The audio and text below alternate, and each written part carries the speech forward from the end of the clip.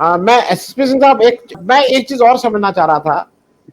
वैचारिक रूप से हम चाहते हैं कि हमारा नेता या जो हमारा किसी का लीडर हो, जो देश के सर्वोच्च पद पे, चाहे चीफ मिनिस्टर हो, वो वैचारिक रूप से परिपक्व होना चाहिए।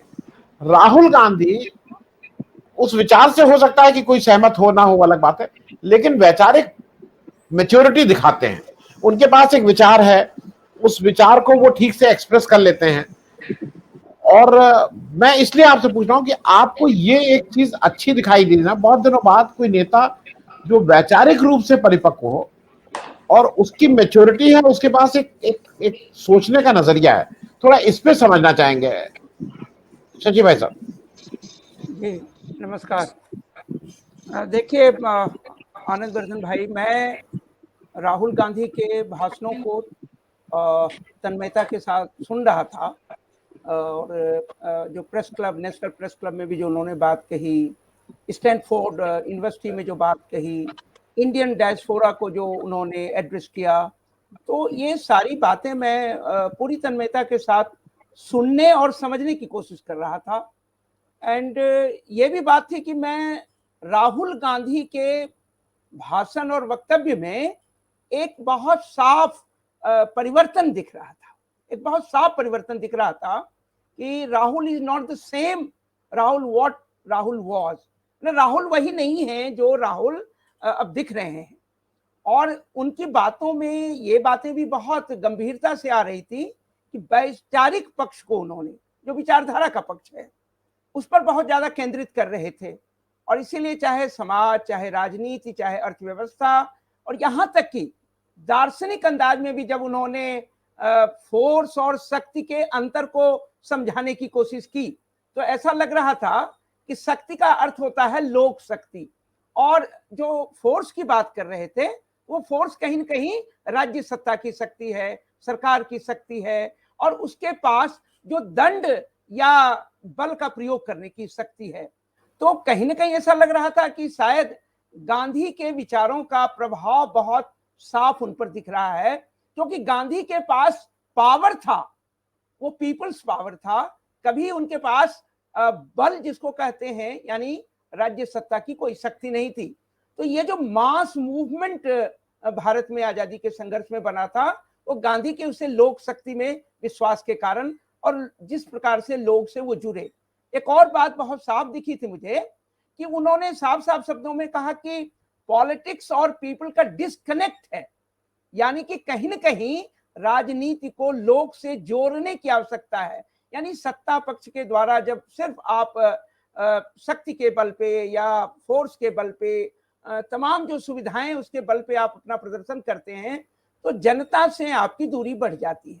और भारत में उन राजनेताओं को जिन्होंने जनता से संपर्क किया, जनता के बीच में गए, मुझे लगता है कि भारत जोड़ो यात्रा के बाद उन्हें ये मूल मंत्र भारत की राजनीति का और गांधी के उस लोक शक्ति में विश्वास का मंत्र समझ में आ गया कि जनता से कनेक्ट होने की जरूरत है। और जब आप जनता से कनेक्ट होते हैं तो जनता की समस्याओं को भी समझेंगे और निश्चित रूप से फिर उसके समाधान की दिशा में भी आप सोचेंगे और कोशिश करेंगे। मुझे लगता है कि उन्होंने भारत के संबंध में वैचारिक पक्ष को, और बार बार ये बात जो कही उन्होंने, दो प्रकार की विचारधारा है, एक गांधी की विचारधारा, एक गोडसे की विचारधारा। आप समझ सकते हैं कि उन्होंने इस बात की ओर साफ शब्दों में इशारा कर दिया है कि आज भारत की राजनीति में गोडसे की विचारधारा चलेगी या गांधी की विचारधारा चलेगी, प्रेम की बात चलेगी, अहिंसा की बात चलेगी, या फिर वायलेंस या हिंसा या नफरत। ये तमाम बातें मुझे लगता है कि इस मामले में राहुल गांधी की भाषणों की जो बातें हैं और उसमें जो मैच्योरिटी है, परिपक्वता है, मुझे लगता है कि वो एक ट्रांसफॉर्मेशन के फेज से आए हैं सामने, और इसका प्रभाव निश्चित रूप से पड़ेगा। और मुझे इसी बात की खुशी है, वो वैचारिक दृष्टि से अब भारतीय राजनीति को देखने और समझने की कोशिश कर रहे हैं। जी, मैं प्रोफेसर शशि एक चीज और आपसे, मतलब मैं पहले बहुत से दर्शक, मतलब बहुत से जो दर्शक है वो एक महेश्वर सतपति जी को कह रहे हैं please read philosopher king by Plato. Rahul Gandhi is the philosopher king of the. मेरा कहना है कि कुछ लोग ये कह रहे हैं कि वो जब राहुल गांधी बोल रहे हैं तो उसमें दर्शन की भी वो एक झलक देख रहे हैं उसके इस। और मुझे ये अच्छा लगता है कम से कम कोई ऐसा व्यक्ति जिससे आपको थोड़ा ये सब भी दिखाई दे। लेकिन साथ साथ मुझे लग रहा है कि विपक्ष के वो भाजपा के साथ साथ वो कांग्रेस पार्टी का भी एजेंडा सेट कर रहे हैं। वो कुछ चीजें बहुत सटल वे में कह रहे हैं। वो जैसे वहां से उनसे पूछा गया कि विपक्ष के बारे में एकता, उन्होंने कहा कुछ दिक्कतें हैं और वो दिक्कतें भी स्पष्ट की जहां हम और कोई पार्टी आमने सामने लड़ रहे हैं वहां की दिक्कत है, लेकिन we will sort it out. मुझे ऐसा लगता है कि साफ साफ बात आम आदमी पार्टी के लिए है, क्योंकि जो कांग्रेस की लोकल यूनिट दिल्ली, पंजाब और गुजरात की, वो बहुत ही एग्रेसिव है कि भाई कि इनके साथ कैसे आप समझौता कर सकते हैं। तो मुझे लगता है कि वो धीरे धीरे अपनी पार्टी की मैसेजिंग भी साथ में करते चल रहे हैं कि अगर लार्जर एक आपको सपना देखना है, एक लार्जर वो देखना है, कोलिशन देखना है, तो ये छोटी मोटी बातें आपको एडजस्ट करनी पड़ेंगी। शशि भाई इस पे भी जरा सुन लें आपसे, स्पिरिचुअल वाली बात और एक जो अपने कांग्रेस के लोगों को भी वो एड्रेस कर रहे हैं। जी हाँ, पहली बात तो ये है कि मैंने जब कुछ अपनी बात कही थी तो कहा था कि उसमें फिलॉसफी भी, दर्शन भी आ रहा है, जहां पावर और फोर्स को वो डिफाइन करने की कोशिश कर रहे हैं। सामान्यतः जो फिलॉसफर होते हैं वो इसी प्रकार से चीजों को व्याख्यायित करते हैं।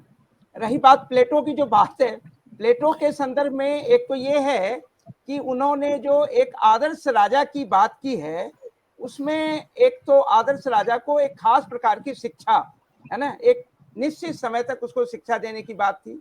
आगे चल करके उन्होंने उन पर कुछ प्रतिबंध भी लगाए थे कि उसे शादी करने की इजाजत नहीं होगी, यानी जिसको कहते थे कि कम्युनिज्म ऑफ वाइफ्स, यानी कि आप विवाह नहीं करेंगे, क्योंकि विवाह करने का मतलब होता है कि आप संतान, फिर परिवार, फिर राज्य की चिंता कब करेंगे, राष्ट्र की, लोगों की चिंता कब करेंगे।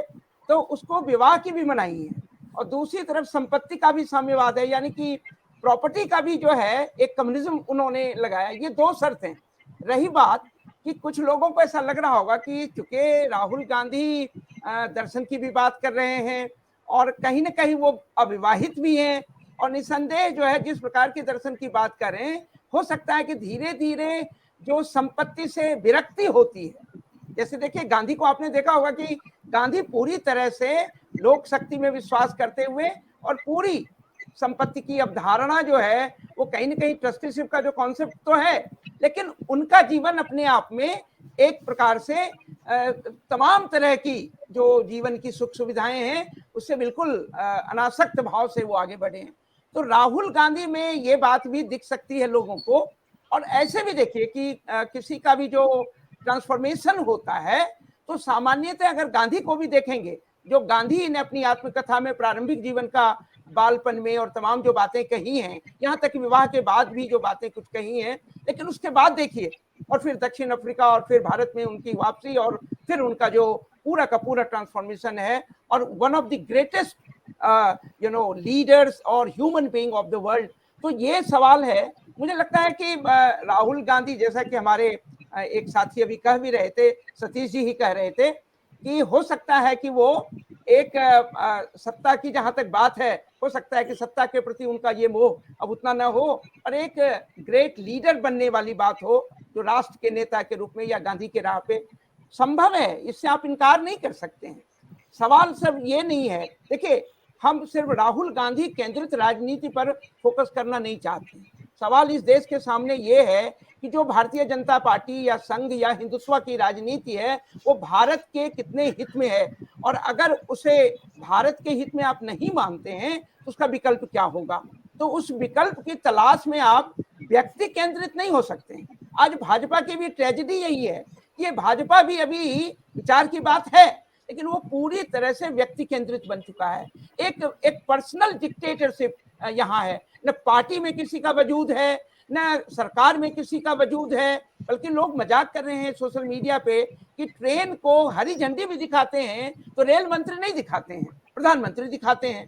तो ये जो व्यक्ति केंद्रित सत्ता की राजनीति है, कहीं ना कहीं वो देश के हित में नहीं है। इसलिए लीडर मायने तो रखते हैं, उनकी करिश्माई ताकत को जो है जनता समझती भी है और उसको महत्व भी देती है, लेकिन इसका ये अर्थ नहीं है कि व्यक्ति केंद्रित राजनीति से देश का विकास होता है या जनता का हित होता है, ऐसा नहीं होता है। तो अगर इस प्रकार की प्रवृत्ति सामने आती है, कांग्रेस इस बात को, हम तो पूरी तरह से ये मानते हैं कि जो गैर भारतीय जनता पार्टी की पार्टियां हैं, जो गैर भाजपाई पार्टियां हैं, उनकी जिम्मेदारी ये भी है। कांग्रेस भी वन ऑफ देम पार्टी है उसमें, जो निसंदेह कांग्रेस सबसे बड़ी पार्टी है, जिसका कम से कम उसकी लेगेसी भी राष्ट्रीय रही है, स्वाधीनता संग्राम की लेगेसी रही है, और अभी भी राष्ट्रीय पार्टी की उसकी छवि है। संगठन कमजोर हुआ है, संगठन को तो मजबूत कर सकते हैं। इसलिए मुझे लगता है कि इस बात को समझने की जरूरत है कि व्यक्ति केंद्रित राजनीति से अगर आप समाज केंद्रित राजनीति, परिवर्तन केंद्रित राजनीति और भारत की जो बार बार वो कह भी रहे हैं कि दो तरह की विचारधारा, तो कहीं ना कहीं वो विचारधारा जहां वो बार बार एक शब्द का प्रयोग कर रहे थे अपने भाषणों में भी कि मोहब्बत की दुकान, यानी कि नफरत के बाजार में मोहब्बत की दुकान, इसका मतलब है कि बार बार फोकस ये है जो भारत में हो रहा है, जो भारतीय जनता पार्टी या हिंदुत्व की जो राष्ट्रीय स्वयंसेवक संघ और अन्य इस प्रकार की ताकतें हैं, वो नफरत फैलाने की राजनीति कर रहे हैं, और नफरत से देश टूटेगा, देश जुड़ेगा नहीं। और भारत यानी कि जो बहुलता का देश है, विविधता है, जिसमें धार्मिक, भाषाई, सांस्कृतिक, मुझे लगता है कि राहुल गांधी अब उसमें सीधे सीधे फोकस करने की कोशिश कर रहे हैं। इसलिए मैं मानता हूं कि व्यक्ति केंद्रित राजनीति के जगह अगर आप समाज केंद्रित राजनीति, भारत की आत्मा केंद्रित राजनीति को आप आगे बढ़ाएंगे तो तभी भारत का भला हो सकता है। अन्यथा एक पार्टी आएगी जाएगी, फिर उस पार्टी में कोई डिक्टेटर उभर करके सामने आ जाएगा। अब जानते हैं कि इंदिरा गांधी भी प्रारंभ की इंदिरा की जो राजनीति है, और जब वो 71 के बाद और खास करके 73 के बाद बिल्कुल जो है एक पर्सनल डिक्टेटरशिप की राजनीति हो गई थी। लेकिन इसी देश की जनता ने, आज जानते हैं कि संपूर्ण क्रांति दिवस भी है, और इसी देश की जनता ने जो है 77 में किस तरह से इंदिरा गांधी की व्यक्तिगत अधिनायकवादी राजनीति को कम से कम 77 के चुनाव में तो खत्म कर दिया था। अगर जनता पार्टी टूटती नहीं और भूल नहीं होती तो शायद कांग्रेस को आगे बढ़ने के लिए बहुत लंबा सफर तय करना पड़ता। तो मुझे लगता है कि ये समझने की जरूरत है कि क्या इस प्रकार की राजनीति देश के हित में है, और अगर नहीं है तो विकल्प क्या है, और विकल्प क्या है तो व्यक्ति के बजाय अगर वो दलों का विकल्प ढूंढेंगे, विचारों का विकल्प ढूंढेंगे, तो वो दीर्घकालीन होगा और वो देश के हित में होगा। ये मैं समझता हूँ। धन्यवाद।